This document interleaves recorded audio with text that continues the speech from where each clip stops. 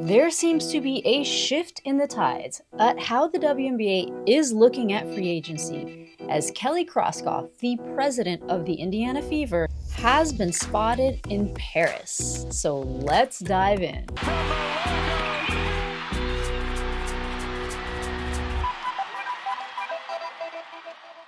So it isn't new that Kelly Kroskoff, the new president of the Indiana Fever, has been brought in and is spearheading the movement to catapult the Fever into another tier of the WNBA. Because right now, with what the Indiana Fever have, it is their moment.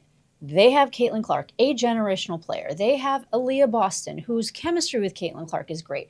Rookie of the year previous year. Kelsey Mitchell, who is such a sniper in the backcourt. They have eyes coming in from all over the place. So this is their moment. And Kelly Kroskoff used to be with the NBA, with the Pacers organization, and the NBA is comprised of 70% American players, but 30% European players.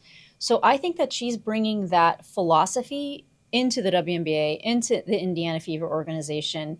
And for anybody who isn't aware, the Pacers and the Spurs just played a game in Paris, and there are a lot of people talking about, the NBA is talking about how they want to expand the NBA from America over into Europe. And just yesterday, the NBA did release this article. The NBA is talking about expanding its footprint in Europe, Adam Silver says, who is the commissioner of the NBA. The NBA is exploring ways to expand its role in European basketball, and talks with FIBA and other stakeholders will continue.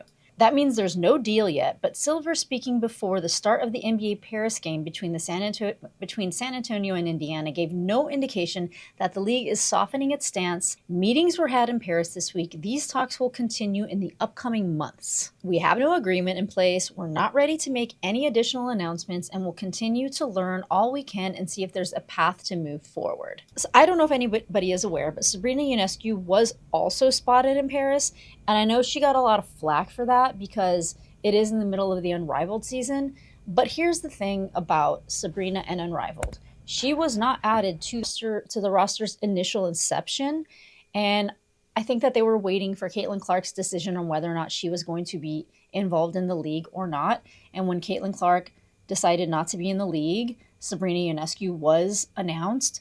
But you can't think that Sabrina did not have previous engagements. And with the way that the WNBA is growing so heavily, I would think that they would want a representative from the WNBA. That is a big name to head over to this Paris game, because this sounds like a big marketing thing and a big draw to insert the NBA's foot into the EuroLeague basketball market. And so her presence really does show a lot. And even Tyrese Haliburton in his post-game interview, he talked about Caitlin Clark and the WNBA. I've said it many times. Caitlin is amazing. She's, I think for me, getting to actually spend time around her, be around her, get to know her personally, she's just an amazing person, an amazing player. She deals with a lot there's a lot of rhetoric behind her that she really has no control over. And I think that the way she handles that is just amazing. Like, I think when it comes to the game of basketball, like, she's probably top 5 most famous people that are playing right now, just in general. That includes our league as well. And she handles it with such grace, and she's like such a cool person. At the end of the day, she's just a girl from Iowa who's just really good at basketball, and it's really cool to see what she does. And I think the Fever in general, they're like rock stars. They are a big part of the growth behind that league, and they will be a big part of that moving forward, because I think everybody can see that there's going to be a lot of success from that team moving forward, with Aliyah and Kelsey and, new coach and new GM Kelly just came. Okay. What's interesting about what he said here is he talks about this is just kind of like this is like a tangent from what we're talking about, but he talks about how there's going to be a lot of success in the league in the future. And he does name Kelsey Mitchell. And with his new, close friendship with Caitlin Clark, it does make me wonder if he knows something about what Kelsey Mitchell's decision is going to be and the franchise's decision is going to be with Kelsey Mitchell. Because if you're talking about there's going to be a lot of success in the future and you do name Kelsey Mitchell, maybe he wasn't thinking about it. Maybe he knows nothing at all. This could be nothing. But that was something that stuck out to me when I watched this interview before. But let's move on. From our organization. So I'm really excited to see how they do moving forward. But, I mean, she's a superstar, and really one of the first superstars that the W has had at that level, at the level she's at. So to see what she's doing is amazing. And, she's become a good friend of mine, over the past year, and anything that I can do to help, I will. But I don't think she necessarily needs my help by any means. She's amazing. That group is amazing. And to see what they're doing for women's basketball as a whole has been really cool. And she's spearheading that. So I'm just glad to be a part of the journey and watch what she does. I feel like I have like a front row seat, with her being in our backyard, and the Fever doing that amazing. I haven't watched the whole presser. I don't know if somebody had asked him this question or if this was, more of him volunteering information on the WNBA as per, being guided into that by the NBA people. But the fact of the matter is that Tyrese Haliburton played a game in Paris and is talking about the WNBA. He's talking about Caitlin Clark, which is, the biggest factor in the WNBA right now that people want to talk about and hear about. But here's what Adam Silver had to say in a presser previous to the games in Paris. I'm just going to play this at 2x speed just to get through it quicker. I'll also say in terms of the popularity of these games, even though it was 2 games this time, they both sold out within 24 hours. Yeah, selling out in 24 hours. This means that there is a big market in Europe for basketball. And we know from the ticketing services we used that included fans from 53 separate countries that bought tickets to these games.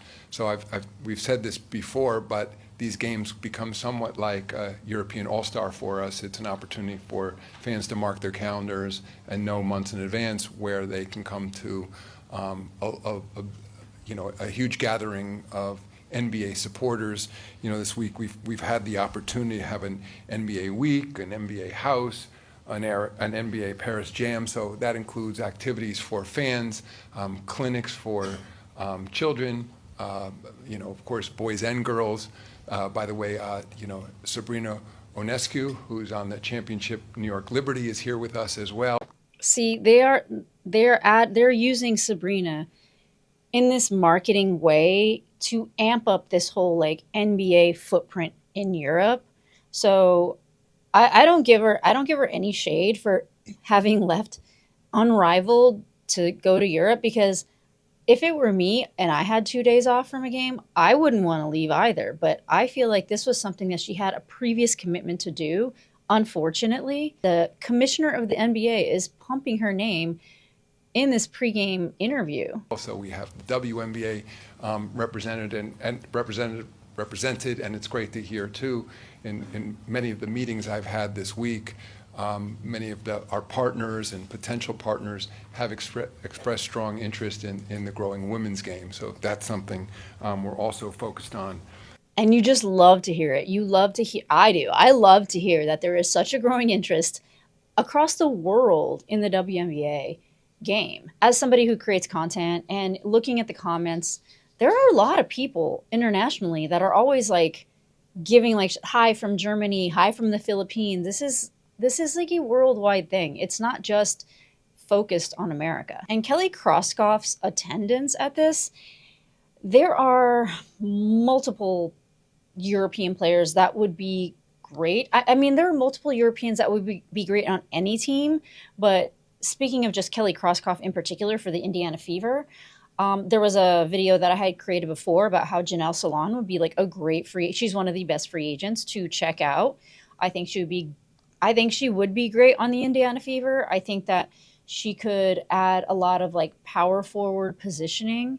She is good right now. She is starter caliber. She is not miles above and beyond the best player at all, but she would definitely add something to the Indiana Fever, as she would add something to the Chicago Sky, as she would add something to the Golden State Valkyries. But I would think that Janelle Salon is somebody that Kelly Kroskoff is talking to.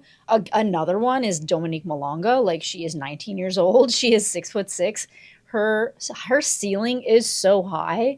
She does have a lot of areas that she does need to grow in her game, but she is 19 years old, playing in a professional league. That is more than anybody, that is more than Juju Watkins is doing. Juju Watkins is playing people a lot younger.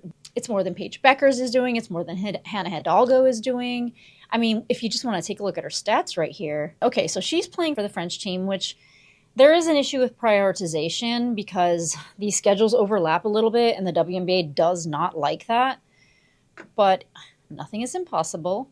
But she is putting up 17.9 points a game in a professional league, not in a college league. Look at these stats, like 25 minutes, 20 points, 28 minutes, 21 points. These are good numbers, people. 28 minutes, 18 points, and just in her game on the 12th. But unfortunately, with Dominique Malonga, she is so good and she has so much hype around her right now that she is probably not going to be available in the draft at the number 8 slot that Indiana Fever has, but she will land somewhere if she is set on going to the WNBA. But I don't want to focus too much on Dominique Malonga. Like, as I said, I want to get through these players. Another player that I mentioned in a previous video was Emma Meesimum.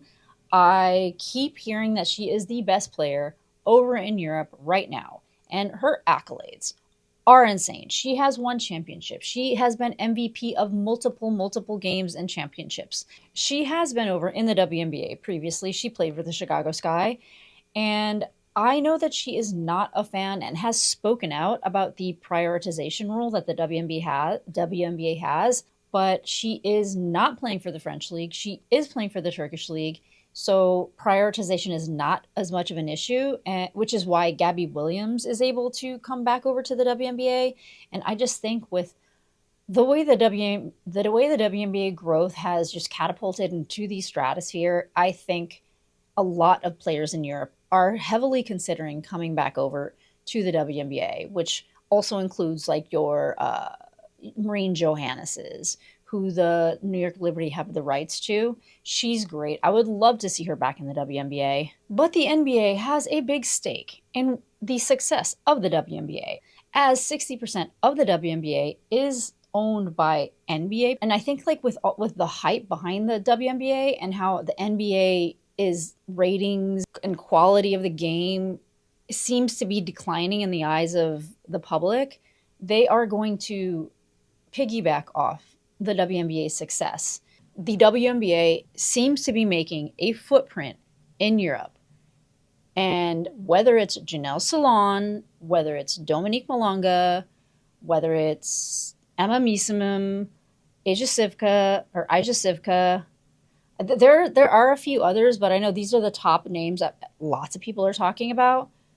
I think that the Indiana Fever is thinking a little more outside of the box in this free agency. Not that there aren't any international players in the WNBA. That's where we got Temi. But I think it's becoming more of a focal point and something that was not looked at as much in the past that is definitely getting attention now.